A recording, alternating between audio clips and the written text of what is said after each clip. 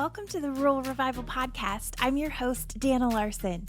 On today's episode, we're with Tia Berens of the Barn at Aspen Acres in Spearfish, South Dakota. The Barn at Aspen Acres is a stunning wedding venue that offers breathtaking panoramic views of the northern Black Hills, minimalist landscaping, clean lines, and modern aesthetic design features. Originally built as a space for Tia and her husband Dan to host their wedding, the venue has now become the canvas for the vision for other couples' weddings as well. Tia is sharing why people are and always will be the main focus, the importance of staying in your lane, what she looks for when hiring, and how her parents influenced her as an entrepreneur. So here we go with Tia Berens. Okay, well, we're here today with Tia Berens at the Barn at Aspen Acres in Spearfish, South Dakota. Tia, it's so great to meet you. Hi, I'm so happy to be here. Thank you. So we just found out something really fun about each other. Your husband is from almost right by my hometown. I know, it's crazy. Yes, Such I love a small world. Somebody said the other day at a wedding, if we keep talking, the world's going to get smaller. Yes, that's so true. Well, tell us about you. Has the Black Hills always been home for you? It hasn't. I am originally from Shatter, Nebraska, but the hills have always been a part of my life. So I love it. The Northern Hills are definitely home for me, and we will always have a part of it in our lives. We will always have a home here. Futuristically, let's have a vacation home somewhere. But there you go. For now, this is always home. Good. So what was it that brought you here? So I went to college at Black Hills State University. My degree's in marketing and management, which surprisingly is very fitting for my current job. But yeah, I really enjoyed the outdoors and the views that are here. It's a little bit different than where I grew up. Had trees, but not the views that we had before. So I just love the outdoors and getting out and being a part of it. It feels very at home for me. Yes, for sure. Well, since we're talking about a wedding venue, it seems fitting that we first of all get to know a little about your love story. So how did you and Dan meet? Yeah, Dan and I have a bunch of mutual friends. We were both outdoorsy. I think one of my favorite things about our love is that we share so many commonalities. We do so many of the same adventurous things, and through that, we were connected. And I was in my previous job in sales, and he is a family medicine physician. So the two of us' lives have crossed many times, and yeah, here we are. The rest is history. I love it. So tell us about your dream at Aspen Acres and how that came to life. Yeah, so my dad previously owned real estate, and I think that in a futuristically mindset, I always knew that I wanted it to be an entrepreneur, wanted to have the flexibility. Real estate was appealing to me, so my husband and I started saving, thinking, oh, well, we'll own an apartment complex, and you can property manage that. But as we were planning our wedding, we got engaged and started the wedding process. And as we started looking around the Black Hills, we just found that there was a huge gap in the market. We saw that there was literally no white barn, farmhouse, modern type building in the hills. And we were very shocked because in Iowa, where my husband's from, they're on like every corner. And I jokingly say that, but like Iowa has a corner town everywhere. every corner you turn, there's another place to live. So when we were looking, we were like, gosh, we should just look and see if there's a business plan in this and start doing some research and see what this looks like. So yeah, that's how it was born. And we just started from ground zero, purchased land, built a building, did a lot of finished work ourselves, and that is how our love story started, literally, and pretty big. And it keeps going, actually, through this place. So you were the first ones to have a wedding here then? We were, yeah. So we were the first wedding. August 10th of 2019 is when we started. So our anniversary is twofold with our business and our wedding. So that's interesting. Every year comes around, there's so much more to be grateful for because we've had a successful year, but then our marriage is also growing, and it's kind of a rewarding time. My birthday is August 6th, our wedding anniversary is August 10th, and my husband's birthday is August 20th. So we pretty much party all of August. Hey, that's awesome. So it sounds like you you had a really good idea of what you wanted this place to look like. Like it was already in your head when you were looking for the right venue. Yeah, I think that's what's unique, and nobody's brought that up before. Uh-huh. We did have a vision of what we wanted, and I think that brings us to how we can correlate so well with our clients, is that we weren't alone in this idea that we wanted to create or this thing that we wanted. It wasn't necessarily we knew exactly every detail, but we had a big picture idea. You know, we wanted it to be large in size and have large weddings. We wanted it to be a clean slate and, you know, very open that anybody can come in here and bring whatever vision they wanted, while also like encompassing that outdoor atmosphere, views, all of that into one place. And it was just impossible to find here in the hills. There was pieces of every little thing and throughout different venues, but there wasn't that one thing that had all of it. Yeah. So from the time you bought the property to the time the barn was finished, what was that timeline and process like? For me, I'm a little bit of a go-getter. So for me, I would say that we moved mountains, and especially looking back, the timeline that we put on ourselves, because we knew, hey, if we're gonna do this, we're gonna get married here, right? Like we're not gonna build this big old barn and not get married in it. Uh-huh. So we postponed our wedding a little bit, but the process, I mean, truthfully, being a female entrepreneur, my husband had a lot to do with the building and still the business, but it's on a different aspect. And so being a female entrepreneur, it was difficult, and there was a lot of challenges, and I sat at a lot of tables with a lot of men and had to stand a ground, which was really cool and unique. But I like that about my business. I'm proud of that. Uh-huh. And maybe I'm a little feminist on that, but I like being able to have a seat at the table with no matter who's on the other side and who you're working with. And I want all females to feel that and be able to challenge themselves to do that. Yeah, good for you. You thought of every detail, and you have been very intentional about the atmosphere that you've created here. I mean, we're recording today in the bridal suite, and this room is just amazing. Oh, thank you. Yes. Talk about that and your intentionality behind it and going through all those details and thinking through what every bride is going to want when she comes here. So I think obviously our biggest thing was the canvas in the Black Hills, is like making sure that we had features of the Black Hills where we lived was so important. So the two features of it was either be in the hills or have views of the hills. That was like our two choices for land. And then just like being able to enhance the surroundings and facilitate a place to make it, I guess, anybody's dream come true and showcase their love in the way that it means to them. So we created a solid foundation, and that doesn't need to be a lot of work to make it beautiful. Even the couple that I just met with this morning's like, we really don't have a lot of decorations because we just feel like it's really pretty in here. So we're doing some candles and some greenery. And that to me is like one of the biggest compliments I can get, is that we don't need a lot to make this.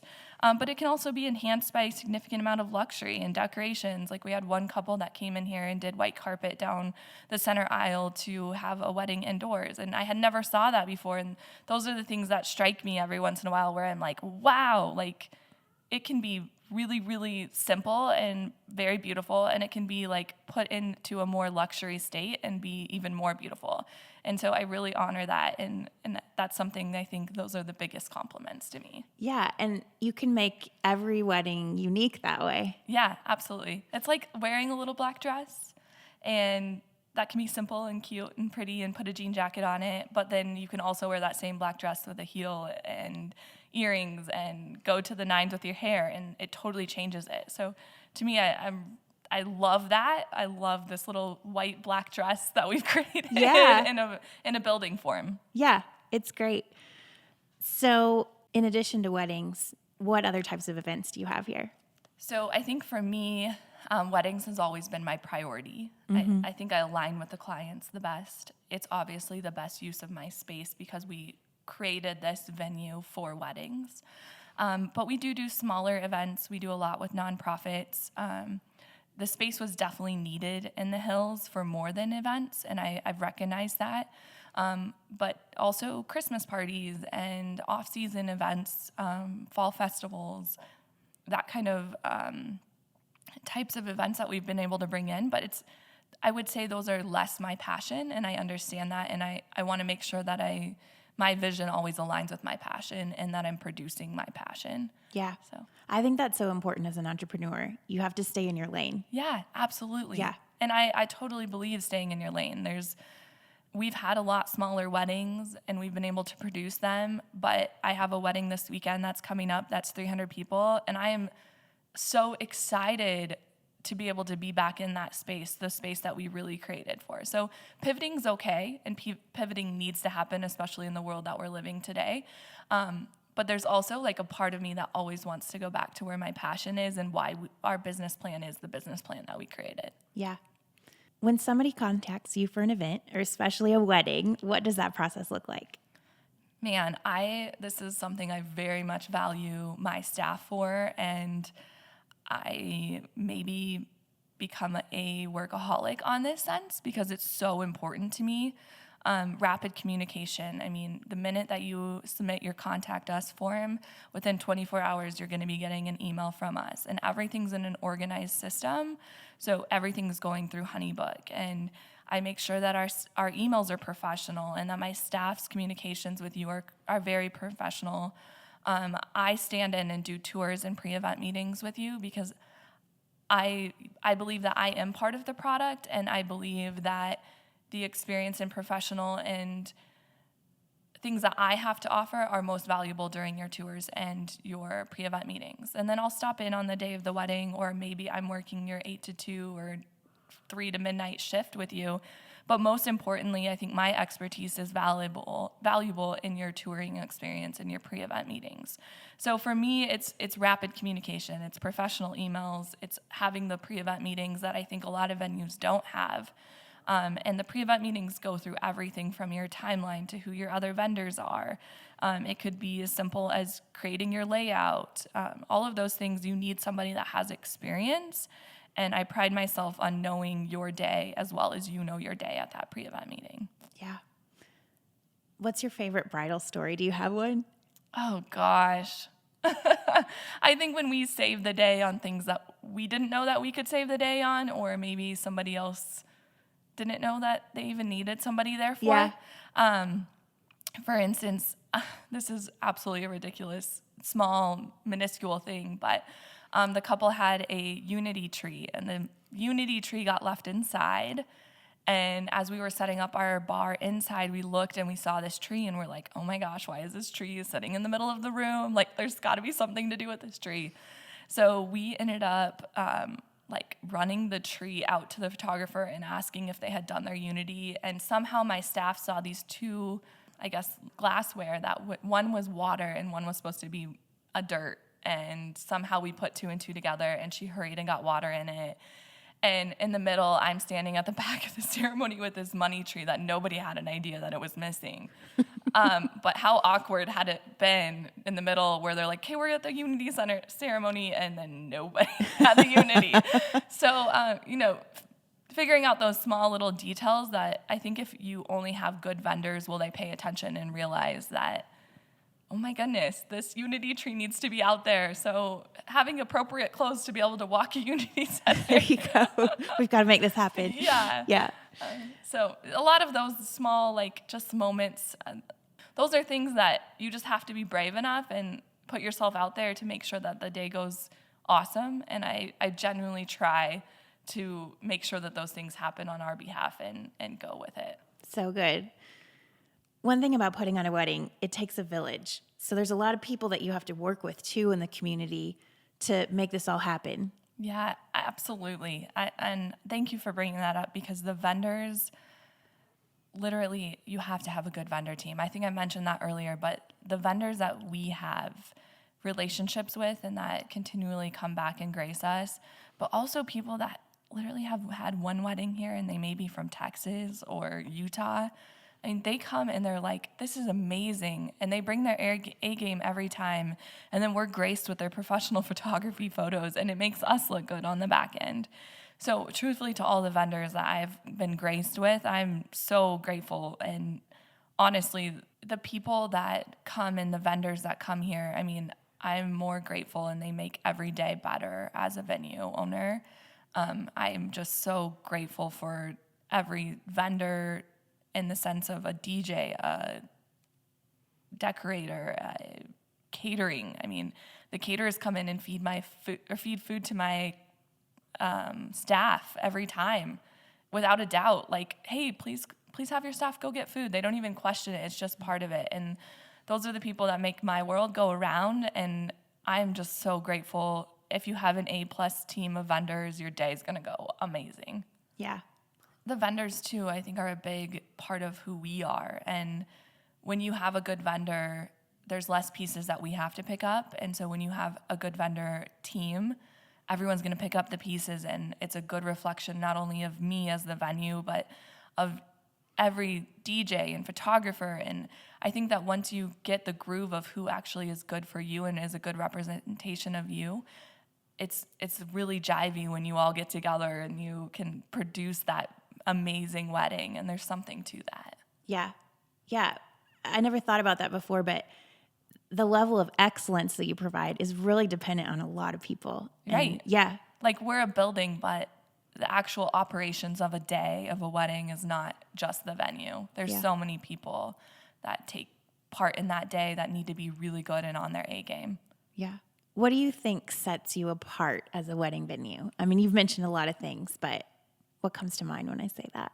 I personally think is that our journey, my journey, and my husband's journey aligns so well with our couples. So we've lived what they're going through. They're similar in age, whether that age be 21 or 35. Somehow we find this like commonality between them. And we live the same lifestyle as many as our couples. And so I think that having that commonality really sets us apart, and I'm able to create an experience that I know that they want, because I'm also the consumer, and I have been the consumer, and I have had a wedding here. So I don't think a lot of places can say that. Yeah. But I think that's really genuinely what sets us apart, is we have the same vision, and I want it to come to life as much as they do. Absolutely. So you mentioned before that you've grown up in a family of entrepreneurs. What are some of the greatest skills or greatest lessons that you've learned from watching your parents? Yeah, I think definitely both of my parents are outgoing and can talk to literally anyone. Mm-hmm. They can find that like striking one thing that sets them in that commonality, like we just talked about. So for me, I think finding common ground is just, you know what, politically, I think we all need to hear it. Politically, we're not all going to align, but we may like the Denver Broncos or the Wisconsin Badgers. You know, there may be something in the middle of it that we need to keep focusing on, especially as humans right now. Like, the world we're living in, whether you're vaccinated or unvaccinated, like find something you like. Maybe it's coffee, maybe it's a rose, I don't know. But I think right now the lessons I've learned from my family is we just need to all learn how to be more common ground. That's so good. What's the best part about this business and being an entrepreneur for you? Clients. Yeah. I mean, like I said, it's the little moments, but when they're happy and they're satisfied, ultimately we want to work our butts off for them, right? Yeah. I couldn't do my business without clients, and I truthfully think that, and employees, I love building people up.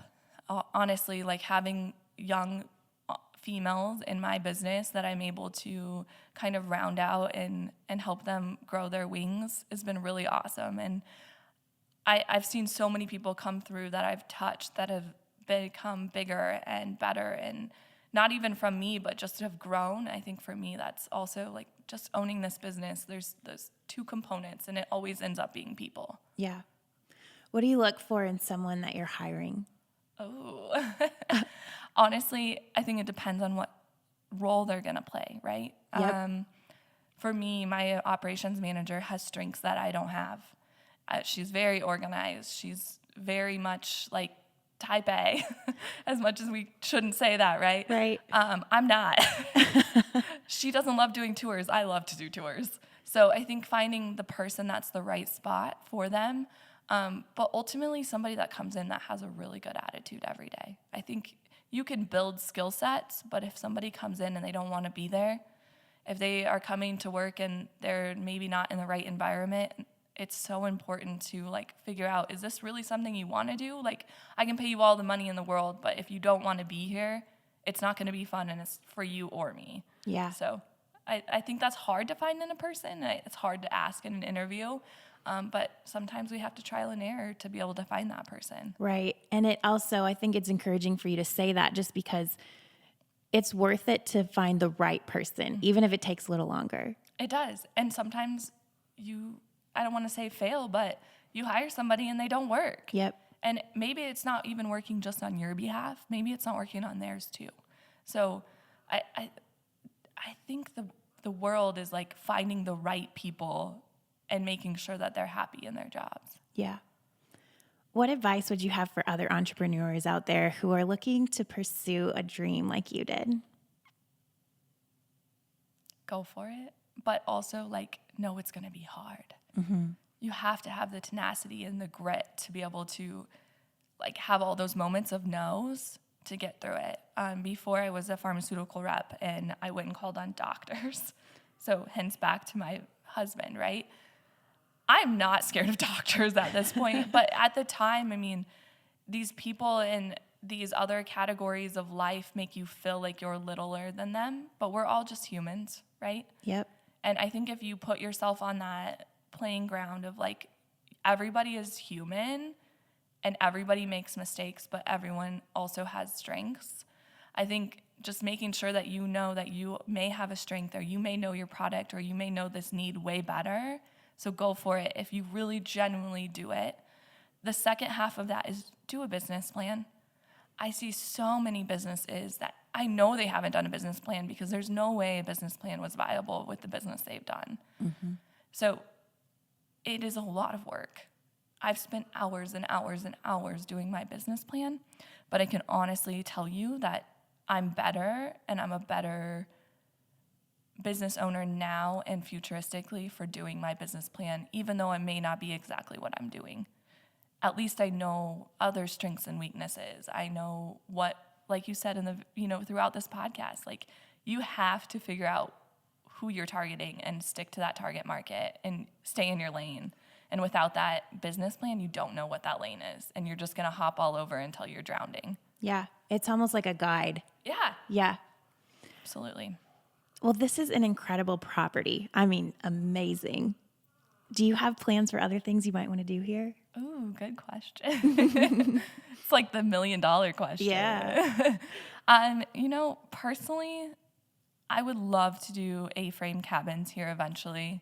I think it's definitely a need for the space, but growth and further opportunity, again, goes back to that business plan where you don't want to just hop into something and not be prepared with your resources and not do what is needed. We need a groomsmen's area. We definitely need it bad. It's one of those things that people are like, gosh, I wish I had, or wish you had, But what does that look like? Where is that space created? And so there's so many more questions, I think, in growth and opportunity that we have to stop and ask ourselves instead of just doing. Mm-hmm. So yes, I think there's opportunity for growth here. Yeah. But it's a time that needs to be thought out and done well, similar to this venue space. It needs to be done with intent. Yeah, absolutely. Well, you've really filled a need in your community with this barn. How has the community embraced you and this business? What's unique about my business is I think my community has embraced it on the fact of how many tourists I bring to this area. You don't think about the amount of people that come to a wedding from other places or why they choose this place. Recently, I had a wedding that sat 320 people. There was 2 people in the facility that actually lived in Spearfish. Everyone else drove 6 hours to get here at the minimum. So to me, that's like, I'm bringing the community a lot more than just a venue. Uh-huh. I'm bringing them people to thrive in their community. Yeah. So I think for me, it's truthfully bringing people here to let them see our beautiful surroundings and really fall in love, not only with, yes, the barn at Aspen Acres, but Spearfish and all of the beauty it has. So I've filled some gaps with nonprofits and some other events, but truthfully, I think that I've brought more to this community and all of the Black Hills. I mean, I've had couples here from Hawaii and Pennsylvania. I recently had a Norwegian man get married. His family couldn't make it because they were from overseas and with COVID. But just the amount of people that have graced this place, I think is really cool, not only for me, but for our entire community. Yeah, that's amazing. Well, how do we follow along with everything you have going on? Yeah, I would love for anybody to follow us. Instagram is definitely where we're the most active. It's at Black Hills Barn. Our website is blackhillsbarn.com. We are on Facebook, the Barn at Aspen Acres. But hey, if you're in the hills and you want a tour or you want to come around, give us a heads up. We won't let you come in on a wedding day. I'm sorry. We can't let uninvited guests. But please come and we'll happily tour you guys around or answer questions. And yeah, the Barn Founder is my own personal business page. But Black Hills Barn is where most of us are on Instagram. Perfect. Well, everyone go check out their page and give her a follow because the pictures will blow you away. It's really incredible. So, thank you. Tia, thanks for being on the podcast. This was great. This was so fun. Thank you so much.